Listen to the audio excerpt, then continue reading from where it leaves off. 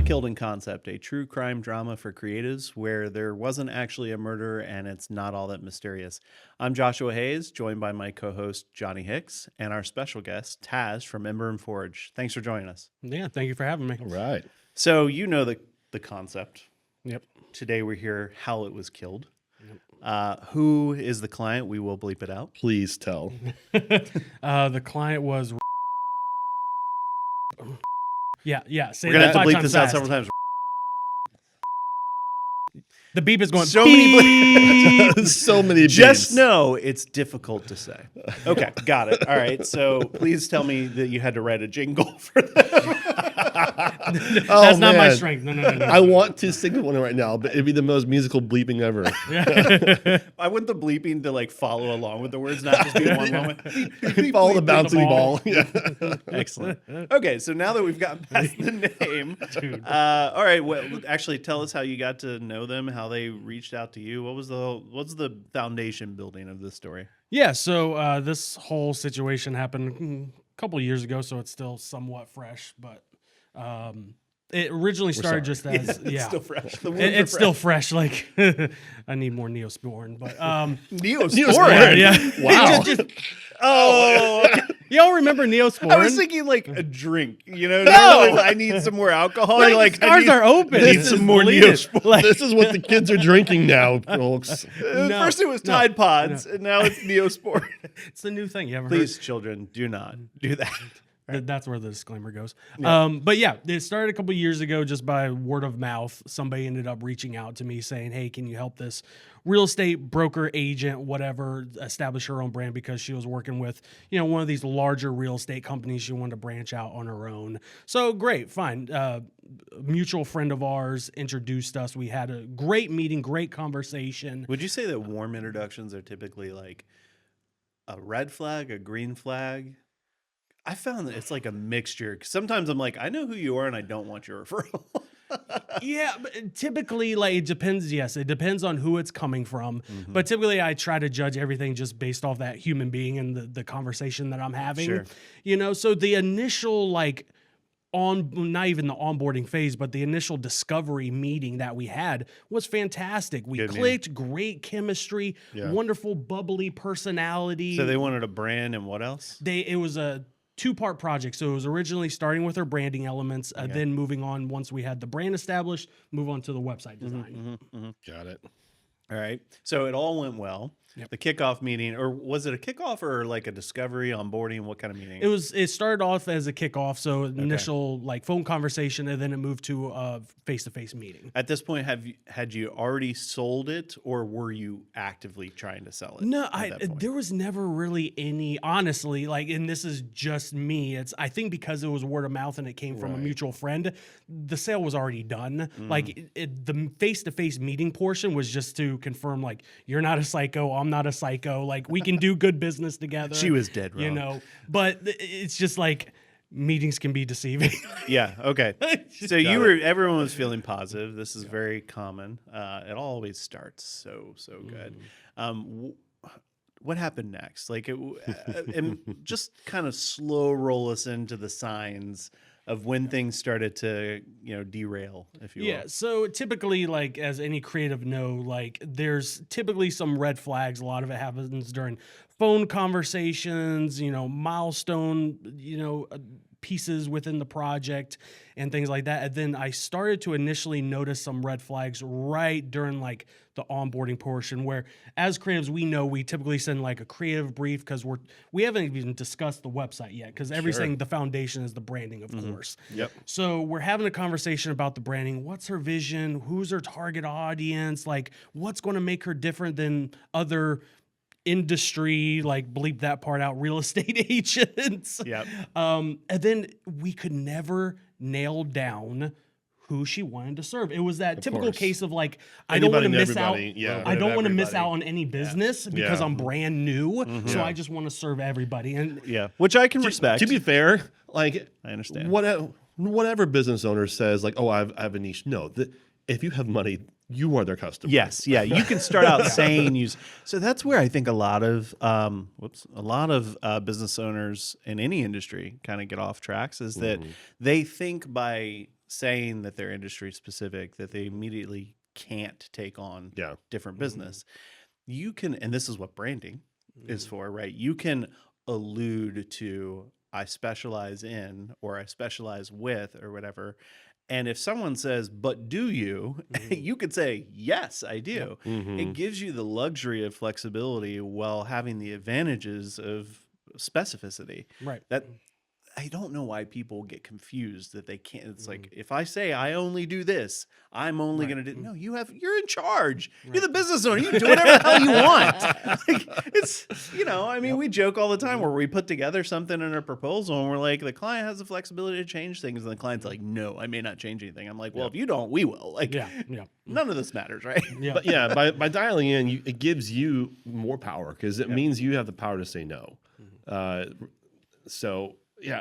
But go on. Sorry, we went on a tangent there. No, that's fine. During this initial red flag period, just having conversations was like, I want to serve everybody, but it was like, okay, well, how are you going to compete then with the larger, just within our own local hub of Central Florida? You can count how many real estate agents and individual brokers like.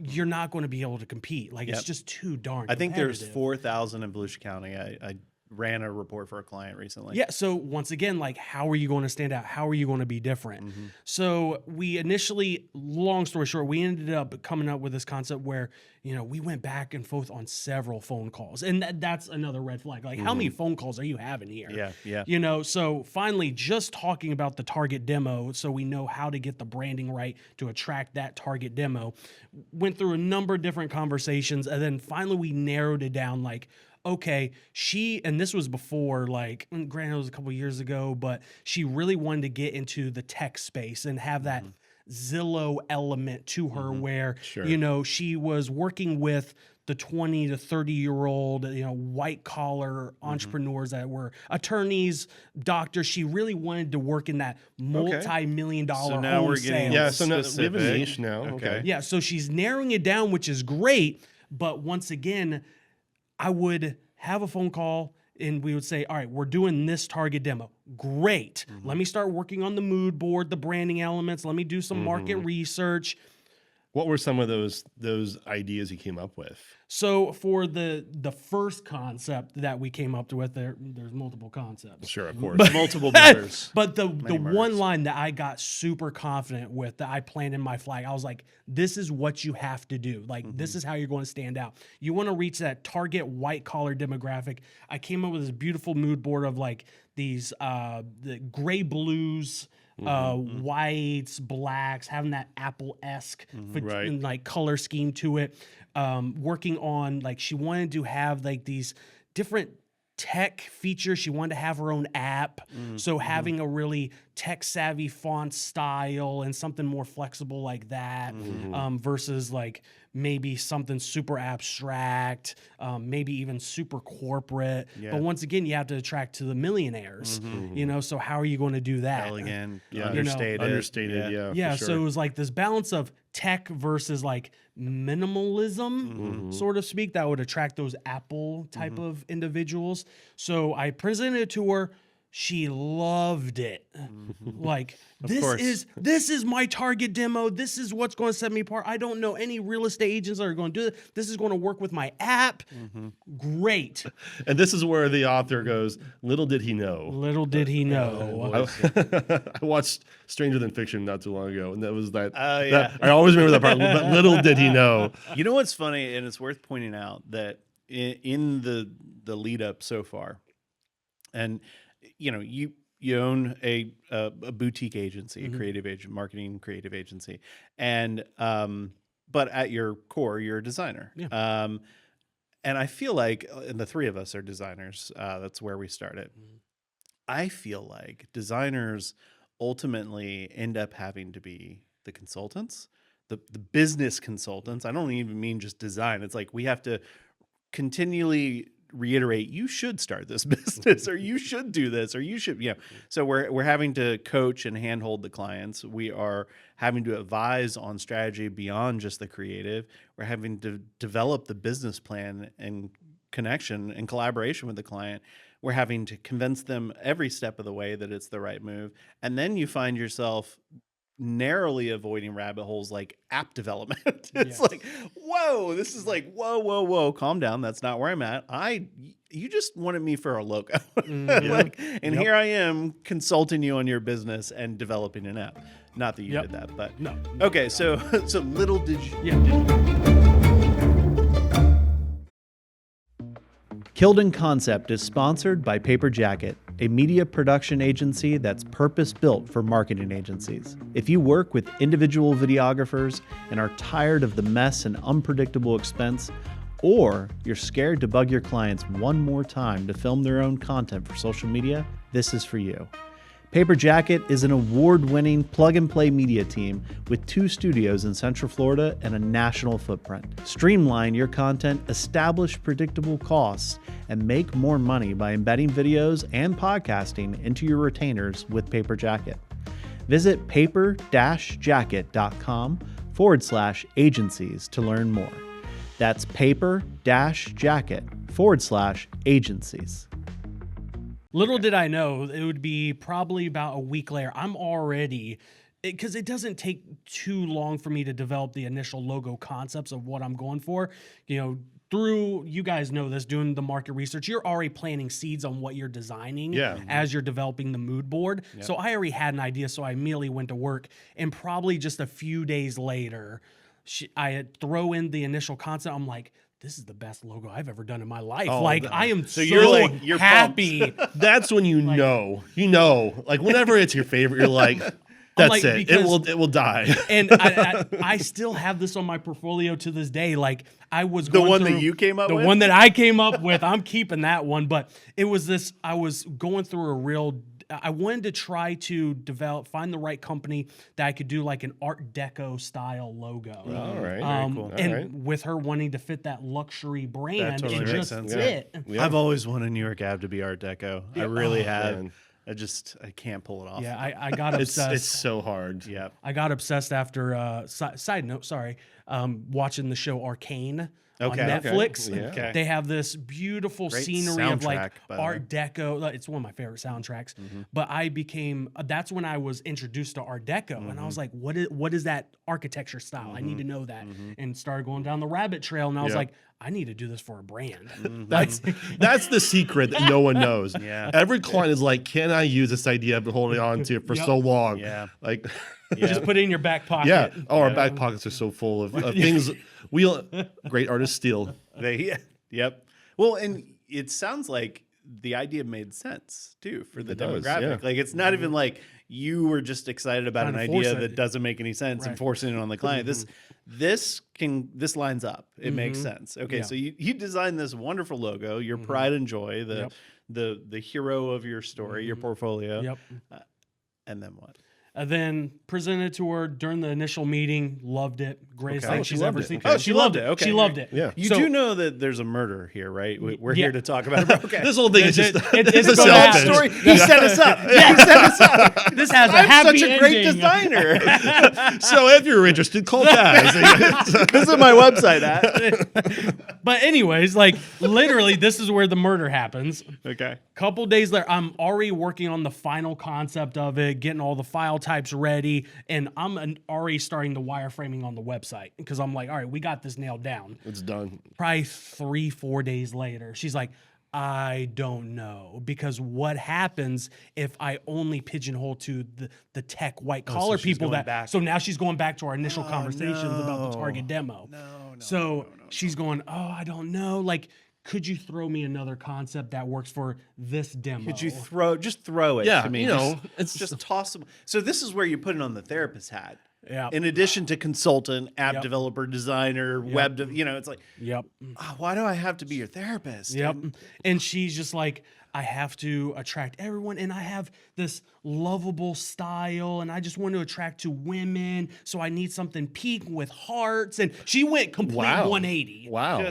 So I'm like, all right, well, as part of the contract, most of us designers, we throw in a couple of revisions. So I'm like, That's not a revision, though. well, You were being nice. I was being nice. No, generous. I was being not generous. nice. Generous. I was being very generous. Because that's not a revision. Yeah, that was a brand is new logo. We're going to kill it Yes. and start from scratch. Yes. So I ended up, through my stupidity, doing a second concept that fit Generosity, not stupidity. this female. That's a debate. But ended up throwing in a second concept. I don't know. Like, maybe we need to go with this other person. And what if a man calls me? Because I don't want to attract just females. And I'm like, So it's just roundabout, like going in circles. Yep. So then this is where everybody can laugh at me. Okay. Please cue the laugh track. I do the third concept Okay. just out of Honestly, stupidity. I'm not laughing because we've all been there too. Yes. Like we are cursing behind Yes. the phone laughter. call. Yeah, but behind we it want is to like work. we have good hearts and we Yeah. want to serve people. We want to help. Well, we know it works. Just Yes. please trust. Our entire lives have been spent saying, please trust us. Yeah, Like, yeah. Yep. So throughout this third concept. All right, great. I love it. wait, At how thi- many flowers and how much pink was in the third concept?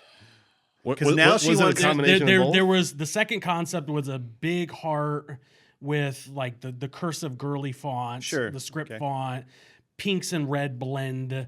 First of all, it's not girly. I love script font, and pink and purple are some of my favorite colors. He's like, Let me just rude. just rude, and a big part of And our this is color when the fight palette. started. Yeah. Anyways, all right. So you got the heart, the cursive. Yep, yep. And then we throw in like a third concept, and by the third concept, I know where this is going. Yeah. So guilty.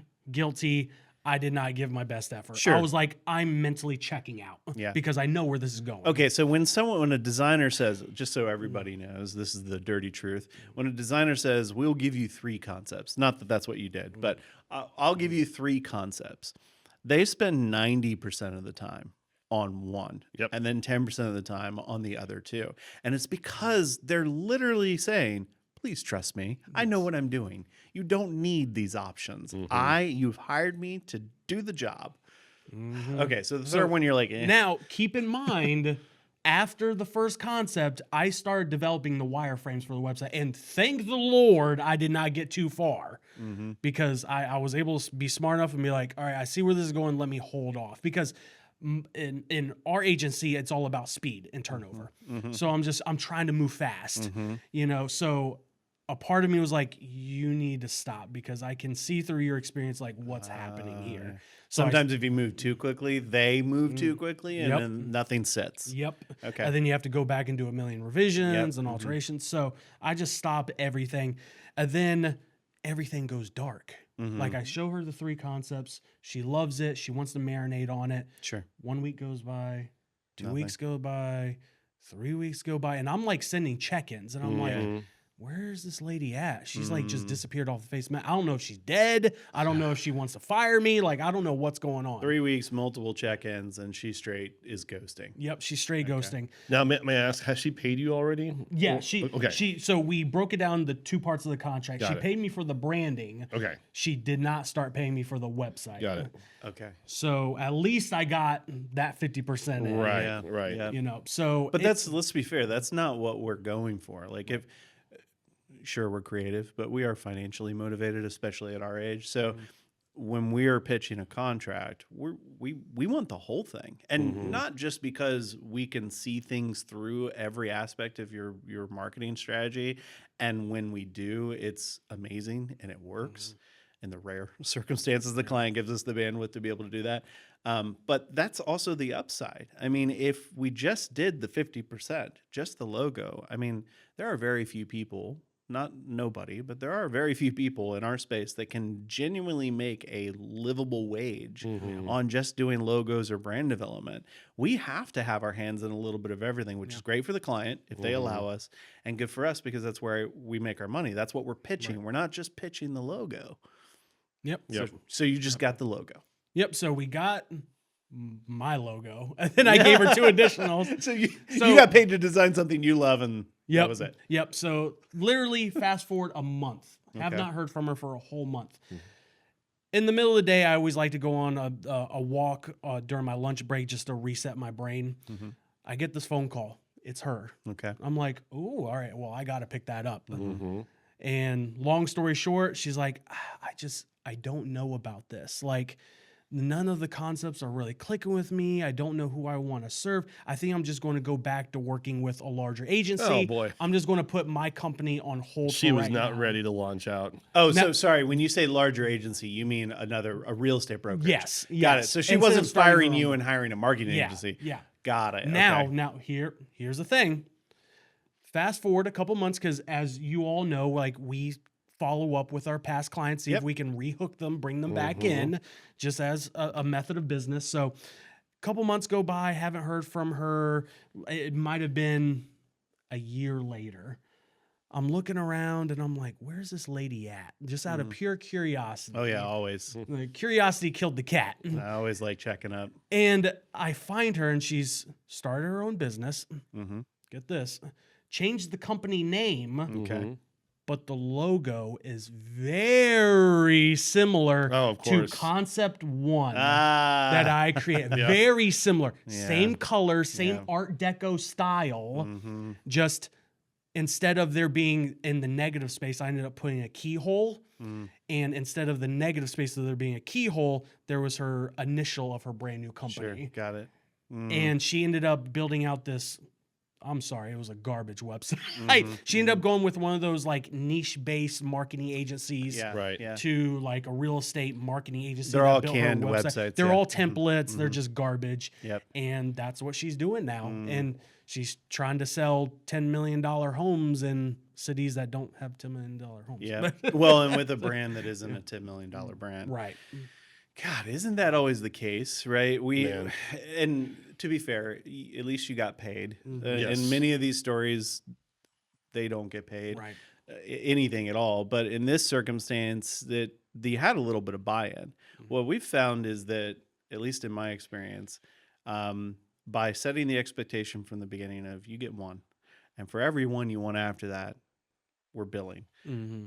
I'm not trying to be an asshole. Right. It's you set boundaries and you maintain those boundaries, which makes you feel like an asshole. But what we have found on the other end of the spectrum is clients are more likely to make decisions Yes. when they are paying for every of their indecision, right? And so that's when we're able to kind of, at the very least, move forward, because that's what most of these people, I'm sure you experience it, this is what most of these people get stuck in.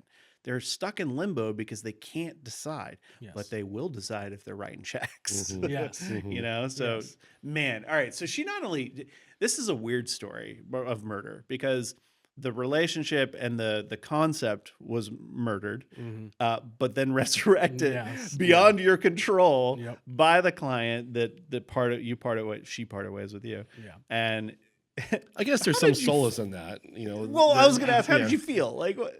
Initially, when I saw it, I was just like, I saw what she was doing. So at first it was like that, like Yeah, I'm, of course. I'm frustrated, but at the same time I was like, okay. Like it was probably like never meant to be. Like this was probably going to be a headache from the start. I was better off for this to happen this way, so I could move on and give my attention to somebody else that valued it. Because that's the one thing that I'm learning as I get older and I'm having conversations with different business mentors. It's truly understanding the value of your time. And now I've gotten to the point in my career where I'm just like, you could pay me all the money in the world. If you're going to be a headache for me, it's not worth it. Yeah. If you're not going to trust me, Yeah. like that's just not, it doesn't make for good work. Right. And the process is messy. The client relationship just expires earlier. And plus than we it have to should. talk about the creativity that lacks because of that frustration. You know, we now, because I serve a lot within the gaming industry,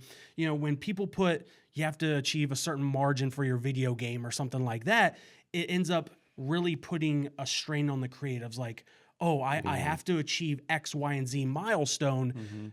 nobody can work under that type of pressure. No. You know, creativity is not going to flow under that type of like weight that's bearing down Yeah. on you. Well, and this is a tangent we don't have to get on, but that's why Hollywood for so many years has produced shit movies, is because it was big, you know, small budgets, big outcomes. And for a while there, it was necessary because of the transition into a lot of streaming based stuff. But like, man, we had a decade of just not great movies, unless it was a superhero movie. And even that, it was kind of like, meh. But that's like that. A lot of the people that are coming out with some of the best creative today, the best movies, are the ones saying the production company gave us the ability to author this and design this the way we want to. And spoiler alert, turned out amazing. And that's the kind of stuff that I think, thankfully, it seems like society is starting to turn a page on, which would be great for us in our industry, is if clients also turn that page and started to say, you know what, I did come to you for a reason. I like you. I trust you. You can do something I cannot. So let me hire you and let it be. Right. Not that, all right, to be fair, it doesn't mean clients can't have feedback. It doesn't mean they can't have concerns. They should express it. Please express all of that, right? But also be willing to trust the expert. Right. Yeah. I think it goes beyond just even creativity. You're in that relationship and that trust you're asking for. The creativity is just a tool to get to a piece that connects with you on a very human level. This is what separates us from AI. AI will be like, sure, here's another version, here's another version, but it doesn't have that connectivity that's there of going, what will people understand whenever they see that logo? What will they feel when they experience the brand? What will they act upon whenever they go on the website? Those are the things that we psychologically are looking at behind the scenes. And so when you have that first impression and it's like, I don't know, that often tells a deeper story beyond just the visual. That, the play therapist, it goes back to, I don't even know who I am and what I want. And unfortunately, we're usually the ones in the middle there who have to experience that lack of crisis. We have to guide them through. Well, thanks for the story. Thank you for joining us today on Killed in Concept. I'm sorry that your concept was murdered, but happy that it's lived on in two weird ways, your way and their way. So not quite dead, but you know, it's like the scene from Forrest Gump, like with the feather, you know. like that's your logo out there. It's out there, and when people see it, they give me compliments. And okay, I'm like, there you go. To this day, I'm like, all right, I know I did good on that one. And I was able to fulfill my little itch of having to do an Art Deco style logo. So I got it out of my system. Fair enough. Right. Well, after this, pull it up on the screen so I can take a peek on your phone. Well, thanks, Taz. Yeah, man. It's been a pleasure sharing your story. Thank you. Thank you, guys. That's a wrap on another brutal murder. But perhaps I'm just being dramatic. Killed in Concept is filmed in DeLand, Florida, hosted by New York Ave, a marketing agency, and sponsored by Paper Jacket, a media production company. If you enjoyed the show, and I do hope that you did, you know what to do. Subscribe where you listen and share where you play. Until next time, go out there and do your best, my fellow creatives, but be prepared for revisions. Cheers.